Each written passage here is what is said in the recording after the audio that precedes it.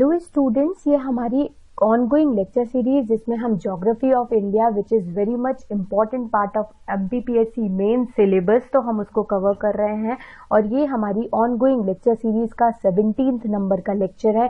आई hope आपको पुराने lectures like हमने वर्ल्ड ज्योग्राफी अभी तक कंप्लीट कर लिया है और थोड़ा हमारा formation of mountains and plateaus को भी कवर कर लिया। तो I hope you are liking it, आपको समझ में आ रहा होगा। Then also I am saying if you are not getting any kind of facts और फिगर्स, अगर आपको नहीं समझ में आते हैं तो you can directly contact our team, और मुझसे भी आप डायरेक्टली कॉन्टेक्ट कर सकते हैं।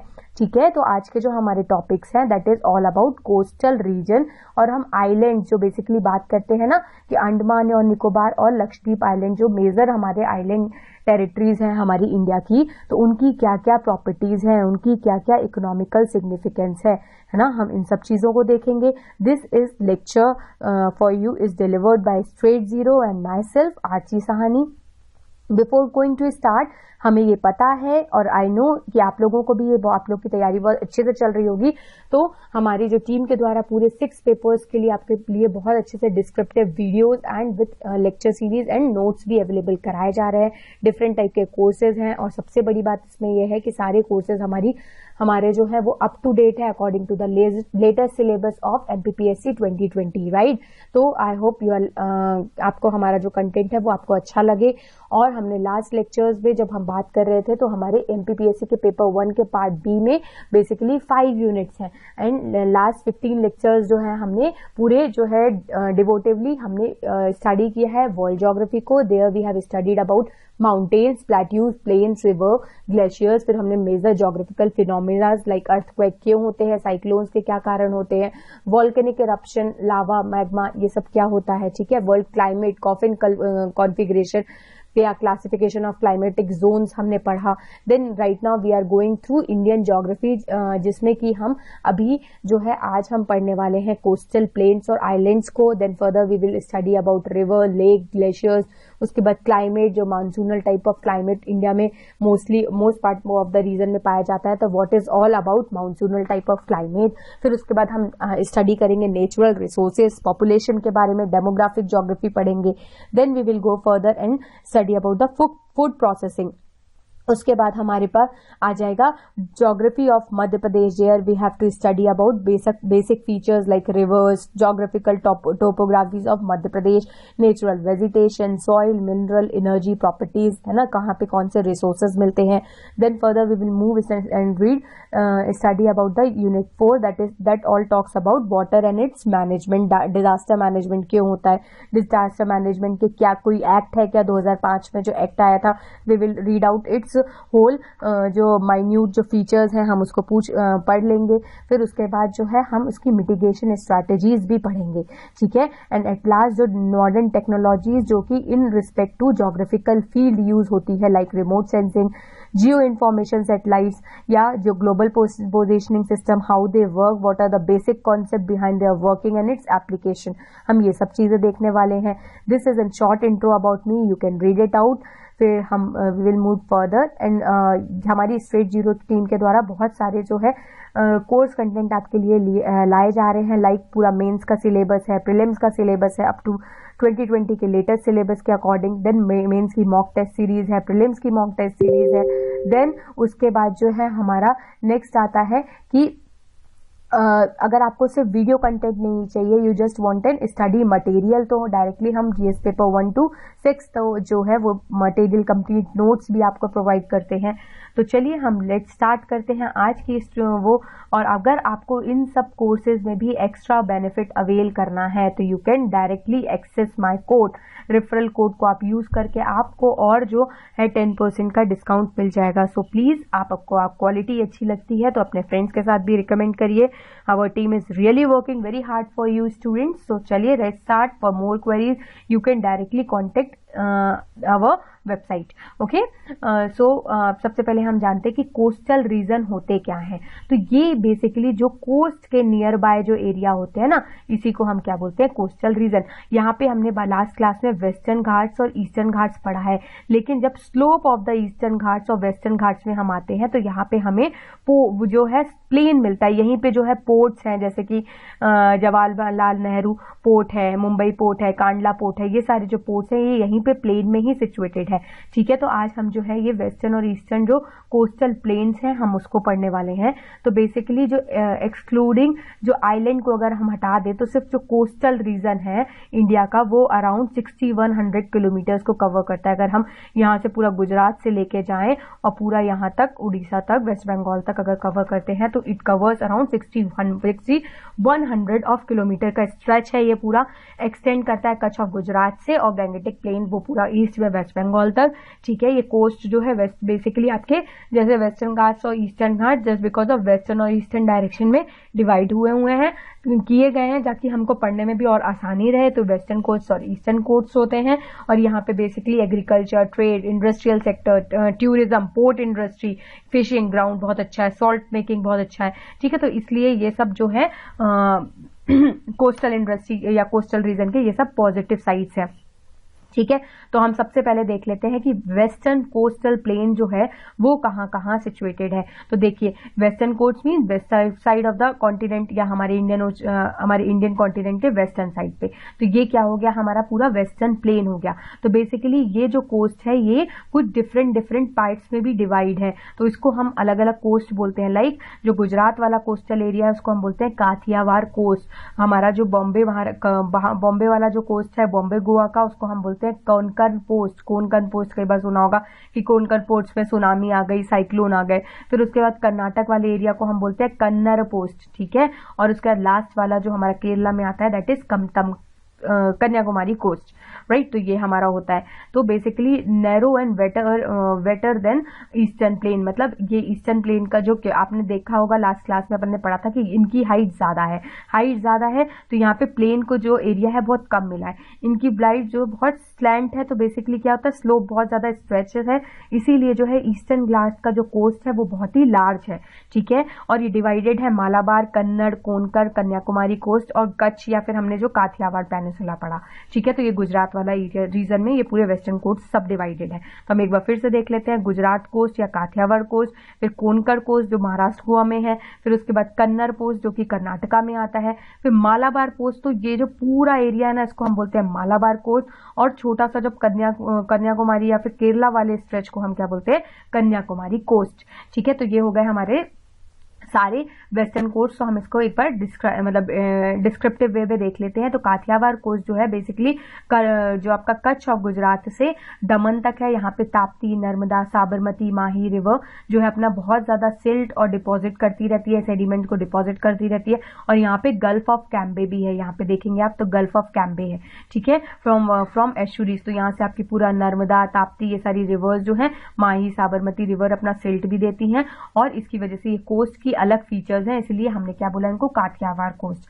नेक्स्ट आता है हमारा कोंकण कोस्ट जो कि दमन एंड दीव और महाराष्ट्र वाले एरिया में है। देन उसके बाद हमारा आता है कन्नड़ कोस्ट या जो कि हमारा कर्नाटक या कैनानोर वाले रीजन में है। फिर कन्याकुमारी जो पूरा कैनानोर से कैप ऑफ कैमोरिन या फिर स्टेट वाइज बात करें तो केरला का जो कोस्टल प्लेन है उसको हम क्या बोलते हैं, कन्याकुमारी कोस्ट। और यही कन्याकुमारी और कन्नड़ कोस्ट जो हो गया हमारा, जो हमारा कर्नाटक और कन्याकुमारी का कोस्ट है, उन दोनों को मिला के ही हम क्या बोलते हैं, मालाबार कोस्ट। इंपॉर्टेंट पोर्ट्स हैं यहाँ पे लाइक मुंबई, मार्मागोआ, कोची, मैंगलोर, नावाशेवा, कांडला, ये सारे जो पोर्ट्स हैं आपको वेस्टर्न कोस्टल प्लेन्स में ही मिलते हैं। यहाँ पे कुछ लेगून्स भी है। लेगून्स क्या होते हैं, हमने लास्ट क्लास में पढ़ा था, बैक वाटर जो होता है, बैक वाटर यहाँ पे जो पानी जो है फिर से दोबारा आ जाता है। ठीक है, तो लेगून यहाँ पे बैक वाटर, इनको खयाल भी बोलते हैं। ठीक है, तो लेगून बेसिकली क्या हुआ कि जो सिल्ट डिपॉजिट होता जाता है रिवर की वजह से, रिवर में जो सोल्यूबल सिल्ट है उसकी वजह से ये थोड़ा सा एक्सटेंशन दे देता है कोस्ट को, तो उन्हीं को हम बोलते हैं लेगून वाला पार्ट। ठीक है, लाइक अस्तामुदी, वेम्बनाड, और यहाँ पे ये खयाल्स क्या होता है, ये जो मतलब ये लेगून, जैसे मान लीजिए कि फॉर एग्जांपल ये हमारा इंडिया है। ठीक है, थोड़ा सा लेगून का स्ट्रेच इतना हो गया। अब क्या हुआ कि ये ओशन से तो ये डिवाइड हो गया, अरेबियन सी से ये तो थोड़ा सा पार्ट ये कट आउट हो गया, लेकिन यहाँ पे जब पानी भर जाता है ना तो इसको बोलते हैं बैक वाटर की पानी वापस आ गया। और इसी को हम क्या बोलते हैं, खयाल्स। ठीक है, तो केरला में हम इसे खयाल्स बोलते हैं, अस्तामुदी और वेम्बनाड में इसको लेगून्स बोलते हैं। ठीक है, मतलब बैक वाटर जो हुआ उसको हमने बोल दिया लेगून्स या खयाल्स। और ये कैसे फॉर्म होते हैं, ये due to silt deposit of what, due to silt deposit of rivers, जो रिवर्स एस्चुरीज बनाती है उनके सिल्ट डिपॉजिट की वजह से यहाँ पे जो है ये खयाल्स और लेगून्स जो है फॉर्म होते हैं। राइट, चलिए तो एक बार फिर से हम देख लेते हैं। कच्छ और काठियावाड़ कोस्ट हो गया हमारा, यहाँ पे हमारा गुजरात प्लेन्स है, फिर यहाँ पे कोंकण कोस्ट है, कन्नड़ कोस्ट है और यहाँ पे कन्याकुमारी कोस्ट है ना, और या प्लेन है। और ये कन्नड़ और कन्याकुमारी वाले इसको ही हम मालाबार कोस्ट भी बोलते हैं। ठीक है, तो आप आई होप आपको ये बहुत अच्छे से समझ में आया होगा। तो चलिए अब हम नेक्स्ट मूव करते हैं ईस्टर्न कोस्ट साइड पे। ठीक है, तो ईस्टर्न कोस्ट बेसिकली आपका ईस्टर्न घाट्स और बे ऑफ बंगाल के तरफ में सिचुएटेड है। ये बेसिकली गैंगेटिक डेल्टा जो होता है, गंगा जहां से बह रही होती है, गंगा नॉर्थ में इसके बहती है और कन्याकुमारी तक ये पूरा इसका स्ट्रेच है। ये लैंड ऑफ डेल्टाज है, यहाँ पे बहुत सारी रिवर्स जो है अपना डेल्टा बनाती है, लाइक महानदी, कृष्णा, मतलब डेल्टा एक तरीके से opening mouth of the river. ठीक है, तो मतलब अपना एलुविलियल डिपॉजिट जो है यहाँ पे छोड़ देती हैं, तो इसकी वजह से यहाँ पे बहुत अच्छा एग्रीकल्चर के लिए बहुत ज्यादा फर्टाइल ग्राउंड जो है तैयार हो जाता है। तो ये महानदी हो गई, गोदावरी हो गई, कृष्णा हो गई, कावेरी हो गई, तो ये मेजर जो है आपके क्या है, ये मेजर आपके डेल्टा डिपॉजिट करने वाली रिवर्स है। ठीक है, ये ब्रॉडर है as compare to western plains. ये मैंने बता दिया क्योंकि वेस्टर्न प्लेन्स हाइट में है तो यहाँ पे कम कोस्टल प्लेन मिलता है, लेकिन जो आपका ये वाला रीजन है, ईस्टर्न घाट्स वाला रीजन है, वो आपका कम हाइट में अराउंड 600 मीटर का एलिवेशन था। ठीक है, तो यहाँ का प्लेन आपका लंबा मिल जाता है, मतलब कि आपका स्ट्रेच ज्यादा मिल जाता है। यहाँ पे कुछ फ्रेश वाटर लेक्स मिलती हैं, लाइक कोलेरी जो है वो गोदावरी और कृष्णा के बीच में है। ठीक है, चिल्का लेक जो है जो सॉल्टेस्ट, जो largest salt water lake of India बोली जाती है, Chilka lake which is situated in Orissa. यहाँ पे जो है अगर आपने सुना हो तो एक अजीब टाइप के टॉर्टॉइस भी मिलते हैं। चलिए आप मुझे बताइएगा कि वो उन टॉर्टॉइस का नाम क्या है। ठीक है, इन साउथ में इसके महानदी रिवर है। तो यहाँ पे हम एक बार फिर से देख लेते हैं ये लेक्स जो हम बात करें, तो ये है हमारा चिल्का लेक जो कि सॉल्ट वाटर लेक है, कोलोरी लेक और पुलिकेट लेक। तो ये लेक्स भी ड्यू टू रिवर जो है अपने साथ पानी लेके आती है, इसी की वजह से जो है ये रिवर्स ये लेक्स बनते हैं। ठीक है, अब उसके बाद हम कुछ कोस्ट जो है, जैसे हमने काठियावाड़ कोस्ट, कोंकण, कन्नड़ और कन्याकुमारी कोस्ट वेस्टर्न पार्ट में पढ़े, ऐसे ही हमारे ईस्टर्न पार्ट में भी 3-4 जो है कोस्ट मिलते हैं, लाइक उत्कल कोस्ट मिलता है, आंध्रा कोस्ट मिलता है, नॉर्दर्न सिरकार और कोरोमंडल कोस्ट मिलता है। तो हम इसको देख लेते हैं। उत्कल कोस्ट बेसिकली आपके उड़ीसा वाले एरिया को बोलते हैं, आंध्रा कोस्ट आपके आंध्रा वाले एरिया को बोलते हैं और कोरोमंडल कोस्ट पूरे तमिलनाडु वाले एरिया को बोलते हैं। ठीक है, और कई बार क्या होता है उत्कल कोस्ट और आंध्र प्रदेश कोस्ट को ही मिला के आपको नॉर्दर्न सिरकार भी बोल दिया जाता है।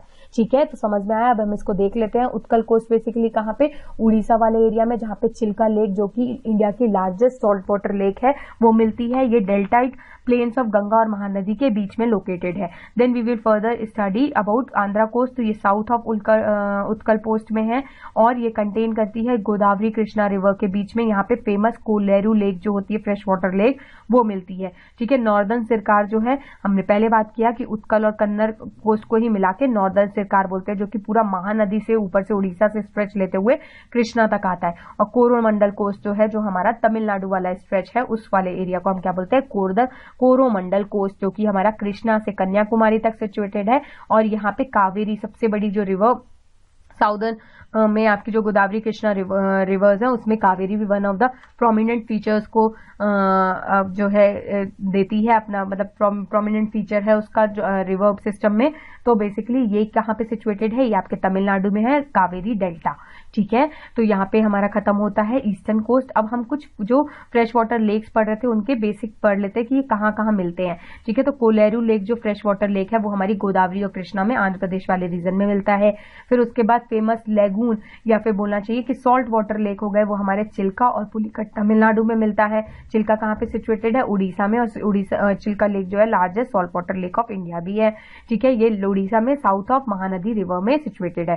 तो ये हमने देख लिया, चिल्का और पुलिकट हमारे क्या है, सॉल्ट वाटर लेक है, और पुलिकट हमारा, कोलेरू हमारा फ्रेश वाटर लेक है। ठीक है, तो आई होप आपको ये समझ में आया होगा। अब हम इसके बाद मूव ऑन करते हैं अपने इंडियन आइलैंड्स पर कि बेसिकली इंडियन आइलैंड्स क्या है। तो हमने जब बात किया था, जब हम इंडिया की टोपोग्राफी में बात कर रहे थे, तो बेसिकली क्या था कि ये हमारा पेनिसुलर इंडिया है। ठीक है, पेनिसुलर प्लेट्यू है पूरा, यहाँ पे हमारा वेस्टर्न घाट्स भी है, ईस्टर्न घाट्स भी है, डेक्कन प्लेट्यू भी है, नीलगिरी हिल्स भी है, यहाँ पे हमारा ये वाला एरिया कोस्टल प्लेन्स भी आ गए। ठीक है, लेकिन इसी का एक एक्सटेंशन हमारे पास अंडमान निकोबार और लक्षद्वीप भी मिलता है। अंडमान निकोबार जब हम पूरा इंडिया का मैप देखते हैं तो जो ईस्टर्न पार्ट में जो पूर्वांचल जो सिंटेक्शियल बैंड से जॉर्ज जो है दिहांग गॉड से जो पूरा हिमालय मुड़ रहा था, उसकी वजह से क्या हुआ कि हिमालय की कुछ पीक्स जो है वो सबमर्ज हो गई कहाँ पे, बे ऑफ बंगाल में। लेकिन ये कुछ री इमर्ज हो गई, कैसे, अंडमान और निकोबार जो है वो री इमर्जेंस ऑफ पूर्वांचल हिल्स ही होती है।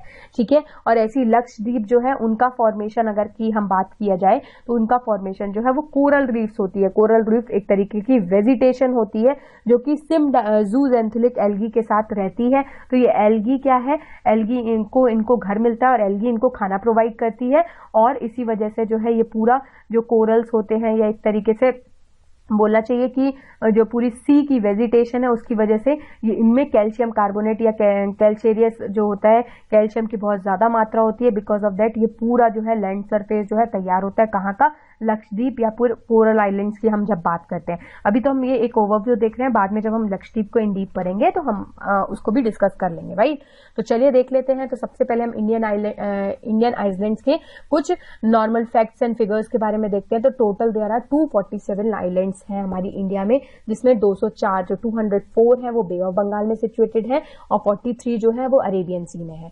ठीक है, फ्यू कोरल आइलैंड है जो कि गल्फ ऑफ मन्नार वाले एरिया में आपको मिलते हैं, और अंडमान और निकोबार जो है वो बे ऑफ बंगाल, मतलब लक्षद्वीप आपका कहाँ पे है, अरेबियन सी में है, और अंडमान और निकोबार आपका कहाँ पे है, बे ऑफ बंगाल में है। ठीक है, मिडिल अंडमान निकोबार आइलैंड जो है वो जो largest island of the India है, क्योंकि नीचे जो है फिर से हिमालयन माउंटेन रेंजेस की छोटी छोटी रेंजेस है। तो वो जो कार निकोबार और ये सब बोलेंगे तो वो बहुत छोटे छोटे जो है आइलैंड्स है। तो इसीलिए जो अंडमान और निकोबार पूरा ग्रुप आइलैंड है वही लार्जेस्ट आइलैंड है, मतलब लक्षद्वीप से भी ये बड़ा है। तो नंबर में भी तो आप देखिए ना, बे ऑफ बंगाल में 204 जो है आइलैंड सिचुएटेड है और अरेबियन सी में जस्ट 43। तो ये 43 पूरे क्या है, ये आपके लक्षद्वीप आइलैंड है, और ये 204 जो है वो पूर्वांचल हिल्स की जो टेक्टोनिक एलिवेशन है उसी से जो अंडमान निकोबार आइलैंड ग्रुप बना है, वही ये 204 जो पूरे आइलैंड्स हैं आपके बे ऑफ बंगाल में। ठीक है, फॉर्मली जो इंदिरा पॉइंट जिसको हम पैगमोलियन पॉइंट भी बोला जाता है वो भी हमारे अंडमान निकोबार में ही सिचुएटेड था, जो कि 2004 में जो सुनामी आई थी उसकी वजह से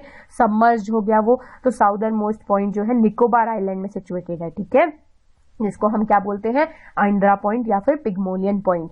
चलिए तो हम यहाँ पे देख लेते हैं बेसिकली कि ये दोनों आइलैंड्स दिए हुए हैं। ठीक है, ये वाला है हमारा लक्षद्वीप और ये है हमारा पूरा ग्रुप ऑफ अंडमान और निकोबार। तो सबसे पहले तो हम चैनल देखते हैं। तो बेसिकली चैनल कुछ नहीं, लैटिट्यूड है। ठीक है, मतलब अगर अपन इसके साउथ में जाएंगे तो यहाँ पे क्या है, 0 डिग्री इक्वेटर आएगा। ठीक है, तो ऐसे ऊपर जब हम नॉर्थ में जाएंगे तो ये 8 डिग्री चैनल मतलब 8 डिग्री नॉर्थ लैटिट्यूड है। तो ये 8 डिग्री चैनल्स किस किस को डिवाइड करता है, तो ये मिनिकॉय, लक्षद्वीप की जो कैपिटल है मिनिकॉय, उसको मालदीव से, जो ये जो मालदीव एक आइलैंड नेशन है उससे डिवाइड करता है। कौन सा channel, 8 degree channel. Then we will talk about कि लक्षद्वीप को मेन मिनिकॉय आइलैंड से जो है डिवाइड करता है वो है 9 डिग्री नॉर्दर्न लैटिट्यूड या फिर 9 डिग्री चैनल। तो ये है, और ये लक्षद्वीप का फॉर्मेशन कैसे हुआ वो अभी हम आगे पढ़ेंगे, ये सिर्फ एक हम पिक्टोरियल व्यू देख रहे हैं। ठीक है, उसके बाद हम देख लेते हैं कि ये हमारा अंडमान और निकोबार है। तो अंडमान और निकोबार में तो हमने बात किया कि ग्रेट निकोबार में हमारा इंदिरा पॉइंट है या फिर पिग्मोलियन पॉइंट है, जो कि 2004 की सुनामी में सबमर्ज हो चुका है। ठीक है, तो निकोबार को लिटिल अंडमान से जो है जो डिग्री चैनल जो है डेविएट करता है, या जो लैटिट्यूड सेपरेट करती है, दैट इज 10 डिग्री चैनल या फिर 10 डिग्री नॉर्थ लैटिट्यूड। उसके बाद आपके लिटिल अंडमान और साउथ अंडमान के बीच में एक डंकन पास है, मतलब इस पैसेज है। ठीक है, तो कई बार पूछ लिया जाता है डायरेक्टली आपके describe the features of Deccan pass, या डक्कन पास आपके 3 मार्कर्स में दे दे तो Deccan pass is situated in Bay of Bengal. इस टाइप का आपको 3 to 4 फैक्ट्स लिखने पड़ेंगे। अगर आपका जितने मार्क्स का क्वेश्चन है उतने आपको नंबर ऑफ पॉइंट्स या नंबर ऑफ फैक्ट्स तो लिखने ही पड़ेंगे, राइट। तो ताकि आपको अच्छे मार्क्स मिल सके। At last your main target is to scoring in the exam, best scoring in the exam, ठीक है। तो बेसिकली आपका साउथ ऑफ अंडमान और लिटिल अंडमान के बीच में ये डंकन पैसेज वे है। फिर उसके बाद north Andaman, middle Andaman and south Andaman को अपन ग्रेट अंडमान चेन भी बोलते हैं। ऐसी जो एक्टिव और मतलब कुछ वेल्कोनोज भी यहाँ पे मिलते हैं। तो नॉर्थ अंडमान में आपका नारकोंडम आइलैंड मिलता है, बैरन आइलैंड आपका जो है मिडिल अंडमान में मिलता है। बैरन आइलैंड एक तरीके से डॉर्मेंट वेल्कोनो है, मतलब कि मतलब कभी कभी हो सकता है, लेकिन अभी फॉर 10 to 20 ईयर्स से जो है कोई भी मूवमेंट नहीं हुआ। और एक्सटिंक्ट मतलब कि लगभग बिल्कुल जीरो, की मतलब कोई चांसेस ही नहीं है इन फ्यूचर कि यहाँ से वेल्कोनो का इरप्शन हो। तो वो होता है उसको कहा जाता है एक्सटिंक्ट वोल्केनो। और हमारा जो नारकोंडम है one and only extinct volcano है इंडिया का, और बैरन आइलैंड जो है one and only dormant volcano है इंडिया का। तो ये दोनों नॉर्थ अंडमान और मिडिल अंडमान में सिचुएटेड है, ठीक है। तो चलिए अब हम देख लेते हैं कि बेसिकली अंडमान और निकोबार और लक्षद्वीप आइलैंड का फॉर्मेशन कैसे हुआ, ठीक है। तो पहली बात तो ये दोनों ही एक यूनियन टेरिटरीज है, क्योंकि पहले इसमें दूसरे जो जब ईस्ट इंडिया कंपनी या ब्रिटिश, पोर्तुगीज, स्पेन, ये लोग डचेस आए तो इन लोग यहाँ पे सेटल थे। और जब तक इंडिया हमारा आजाद हो गया था 1947 पे, उसके बाद तक भी इन लोग गए नहीं थे। बिकॉज ऑफ दैट हमारा क्या है कि इनको डायरेक्टली सेंट्रल ने कंट्रोल कर लिया, और इसलिए they comes under the part of हमारे यूनियन टेरिटरीज, जिसको गवर्न डायरेक्टली आपका सेंटर करता है। बाकी for more knowledge like difference between states and union territories, ये सब आप अपन पॉलिटी में, जो हमारी फैकल्टी है वो आपको पॉलिटी में और क्लियर कर देगी, राइट। तो चलिए सबसे पहले हम देखते हैं कि अंडमान एंड निकोबार आइलैंड जो पूरा ग्रुप है वो बेसिकली वॉल्केनिक आइलैंड है या वॉल्केनोज का इरप्शन है। तो बेसिकली हमने क्या देखा कि वॉल्केनोज का इरप्शन कैसे हुआ कि जब हम एक तो हम देख रहे हैं कि जो कन्वर्जन जोन जो कि यूरेशियन और एशियन प्लेट सब आपस में सबडक्ट हुई, तो उसकी वजह से जो है कुछ चेन जो है फिर से नीचे जो है सबमर्ज हो गई। और उसकी वजह से क्या हुआ, यहाँ पे हॉट मेल्टन लावा, जो बे ऑफ बंगाल वाले रीजन में अगर हम मैप में देखें तो यहाँ पे हॉट मोल्टन लावा भी था। तो ये लावा जो है फिर से ऊपर अर्थ में आ गया, और ये इसने पूरी जो है चेन अंडमान और निकोबार की बना दी, ठीक है। तो इसके अंडमान और निकोबार के दो फॉर्मेशन बोले जाते हैं, एक तो वॉल्केनिक इरप्शन और एक टेक्टोनिक अपलिफ्टमेंट। टेक्टोनिक अपलिफ्टमेंट किसका, हिमालयन माउंटेन रेंजेस का। और वॉल्केनिक इरप्शन कहाँ पे, बे ऑफ बंगाल वाले एरिया में, ठीक है। तो ये एक तरीके से सबमर्ज फोल्ड्स बताता है, हिमालय, प्रीस्टली, अराकान योमा, जो कि प्रिसाइजली जो कि अराकान योमा जो कि म्यांमार में अपनी माउंटेन रेंजेस पड़ती हैं, पूरी हिमालयन रेंजेस पड़ती हैं, उसी का ये एक्सटेंशन भी है। और ये इसमें कौन कौन से बेसिकली क्या मिलता है, तो ये granite rocks, high heels, peaks हैं, इसमें सैडल पीक जैसे है, तो ये हाई पीक्स भी यहाँ पे मिलती है अंडमान और निकोबार में। और इक्वेटोरियल टाइप ऑफ आपका रेन फॉरेस्ट यहाँ पे मिलता है। तो ये सारे आपके मेन फीचर्स हो गए किसके, अंडमान और निकोबार आइलैंड की, ठीक है। Then we will move further and we will study about Lakshadweep island. तो ये एक तरीके से कोरल आइलैंड है, ठीक है। कोरल को मैं एक बार आपको और एक्स्ट्रा में जब हम वर्ल्ड कोरल्स के बारे में पढ़ेंगे तो ग्रेट बैरियर रीफ, जो कि वर्ल्ड की सबसे बड़ी कोरल आइलैंड है, उसको मैं एक बार फिर से आपको समझा दूंगी। यहाँ के लिए सिर्फ एक तरीके से कि एक वेजिटेशन है, या उसको क्या बोलते हैं कि पेड़ पौधे हैं, और उसमें एक एंजाइम है जो कि जिसको हम बोलते हैं जूजेंथिलिक एल्गी। ये दोनों एक दूसरे के सिम्बायोटिक रिलेशन एक एनवायरमेंट में होता है। प्लस प्लस मींस कमेंसल, मतलब दोनों को जो है पॉजिटिव मिल रहा है, मतलब इनको घर मिल रहा है रहने के लिए, और ये पेड़ पौधों को खाना में फूड की अवेलेबिलिटी मिल रही है। तो इस वजह से ये लोग सिम्बायोटिक रिलेशनशिप में रहते हैं। और धीरे धीरे जो जूजेंथिलिक एल्गी है ना, वो यहीं पे मर भी जाते हैं, और ये बने होते हैं कैल्शियम कार्बोनेट के। कैल्शियम जो इसके ग्रेनाइट्स वगैरह, इसमें यहाँ पे कैल्शियम की अवेलेबिलिटी ज्यादा होती है। ड्यू टू दैट ये पूरा जो है लैंड सरफेस क्रिएट होने लगता है, एक के ऊपर एक, एक के ऊपर एक, एक के ऊपर एक, ठीक है। और इसकी वजह से जो है ये पूरी सरफेस होती है, जब स्टार्टिंग होती है तो इसको हम बोलते हैं फ्रिंजिंग कोरल आइलैंड। उसके बाद पूरा एरिया बन जाता है तो उसको बोलते हैं बैरियर, जैसे कि great barrier reef of Australia, जो कि north eastern part of the Australia में मिलती है। फिर उसके बाद पूरा एटॉल, जो कि खुद में एक पूरा जो है टापू या आइलैंड बन जाता है, जो हमारा लक्षद्वीप आइलैंड भी है, ठीक है। तो ऐसे हमारा कोरल्स का फॉर्मेशन होता है। तो बेसिकली ये डेथ ऑफ द कोरल्स होता है, जूजेंथिलिक एल्गी होती है, उसके लिए फॉर्म होता है। और इसमें कैल्शियम रिच सॉइल होती है, ऑर्गेनिक लाइमस्टोन मिलता है, इसीलिए इसमें पाम का वेजिटेशन बहुत अच्छा होता है, क्योंकि पाम के वेजिटेशन के लिए फर्टाइल ग्राउंड जो होता है वो ऑर्गेनिक लाइमस्टोन का होता है, ठीक है। अब हम ये बेसिक फैक्ट्स जो प्रोमिनेंट आइलैंड्स के हैं उनको देख लेते हैं। सो बेसिकली क्या हुआ आपका कि प्रोमिनेंट आइलैंड जैसे अंडमान और निकोबार जो है वो अराकान यूनियन की continuous mountain ranges of Myanmar है, ये हमने पढ़ लिया। निकोबार जस्ट 147 जो है साउदर्न सुमात्रा इंडोनेशिया का, अगर हम वर्ल्ड मैप में देखते हैं तो यहाँ पे इंडोनेशिया और निकोबार में सिर्फ और सिर्फ 147 किलोमीटर्स का ही डिफरेंस है, ठीक है। फिर सैडल पीक जो है हाईएस्ट पीक है अंडमान निकोबार की। फिर पंबन आइलैंड जो है वो इंडिया और श्रीलंका को डिवाइड करता है। सेलासेट ग्रुप ऑफ 7 आइलैंड है जो कि मुंबई में आज की डेट में है, जो हमने बात किया था ना 43 आइलैंड ग्रुप आपके अरेबियन सी में है, तो उसमें 7 आइलैंड ग्रुप जो है सेलासेट ग्रुप वो यहाँ पे मुंबई वाले कोस्ट में या मुंबई आइलैंड पे, मुंबई टेरिटरी पे सिचुएटेड है। न्यू मोरे एक आइलैंड है जो कि बेसिकली आपका गंगा और ब्रह्मपुत्र के सिल्ट डिपॉजिट की वजह से, एलुवियल डिपॉजिट की वजह से, डेल्टा बनाने की वजह से एक पूरा आइलैंड बना है। यहाँ पे आपको सुंदरबन एरिया फॉरेस्ट पूरा मिलता है, तो that is comes under India and Bangladesh territory. फिर उसके बाद व्हीलर आइलैंड है जहां से आपकी मिसाइल लॉन्च की जाती है, जिसको आपने फॉर्मर अपने प्रेसिडेंट अब्दुल कलाम के नाम पे रख दिया गया है। अब इसको अब्दुल कलाम आइलैंड भी बोला जाता है। तो ये बे ऑफ बंगाल में नियर उड़ीसा कोस्ट सिचुएटेड है। फिर श्रीहरिकोटा जो कि रॉकेट का लॉन्चिंग स्टेशन है हमारे इंडिया का, तो वो आंध्र प्रदेश में बे ऑफ बंगाल में ही सिचुएटेड है। और वेलिंगटन नेवल स्टेशन जो कि नेवल स्टेशन है, ये केरला के कोस्ट में सिचुएटेड है। तो बेसिकली ये क्या है कि डेल्टा फॉर्मेशन, जो रिवर का डेल्टा फॉर्मेशन होता है उसकी वजह से सेपरेटेड आइलैंड्स ग्रुप बन, मतलब एक तरीके से टिपिकल एक एक आइलैंड बन चुके हैं। तो उसी के लिए उसी में ये न्यू मोरे, वीलैंड आइलैंड, श्रीहरिकोटा और वेलिंगटन आइलैंड्स जो है ये सिचुएटेड है। और यहाँ पे ये अलग अलग चीजों के लिए यूज किए जाते हैं। जैसे न्यू मोरे में तो बहुत ज्यादा वेजिटेशन होता है, ट्राइब्स रहती हैं, तो उनके लिए बहुत अच्छा है। व्हीलर आइलैंड में आपका मिसाइल लॉन्च होता है, श्रीहरिकोटा में आपके रॉकेट लॉन्च होते हैं, और वेलिंगटन में आपका पूरा जो है नवल स्टेशन, नवल की सुप्रीमेसी देखी जाती है, ठीक है।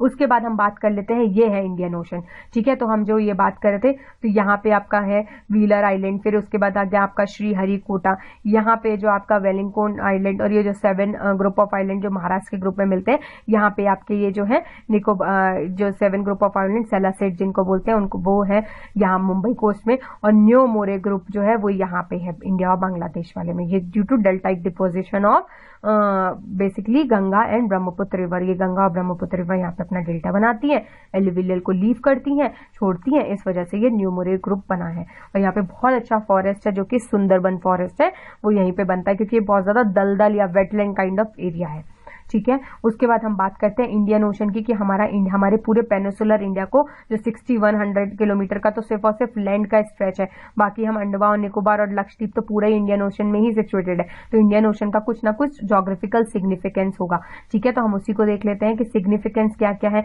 एक तो स्ट्रेटेजिक सिग्निफिकेंस है, लाइक सी लेन्स है, हमें वाटर कनेक्टिविटी, एक जगह से दूसरी जगह आपको सामान भेजना है, कोई आपके अटैक करता है, अगर मान लीजिए नॉर्दर्न से आपको टेरिटरी से कोई अटैक करता है तो आप साउथ से जाके उनको री अटैक कर सकते हैं, ठीक है। तो इस तरीके से हमारे लिए स्ट्रेटेजिक लोकेशन बहुत अच्छी है। इकोनॉमिक जोन बहुत अच्छी है, इकोनॉमिकली ये बहुत वायबल है, लाइक जो हमारा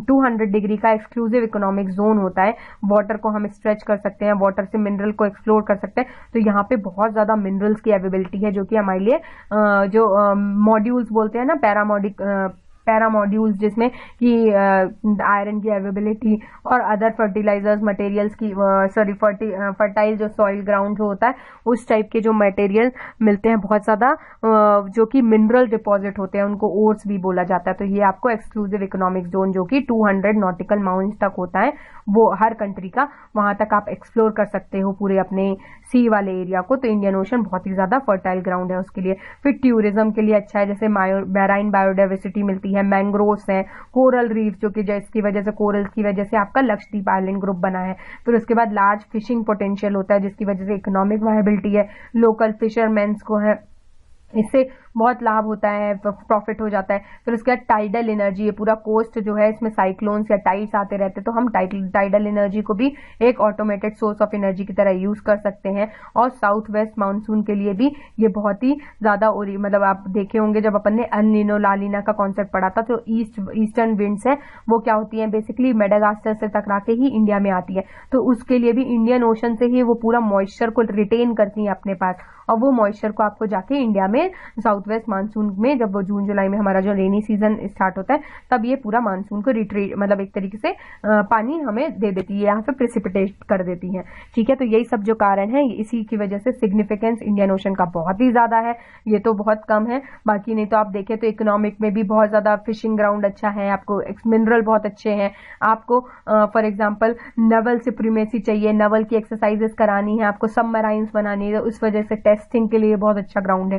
तो ऐसे सिग्निफिकेंस इंडियन ओशन का कहीं पे सीमित नहीं है, बहुत जितना आप सोचे उतना कम है। तो अच्छा है, हमारी इंडिया की जो स्ट्रेटेजिक लोकेशन है वो बहुत ही अच्छे एरिया लोकेशन पे सिचुएटेड है। ठीक है, तो आज के लिए दोस्तों हमारा लेक्चर यहीं पे खत्म करते हैं, हम कल फिर मिलते हैं। Thank you and have a good day.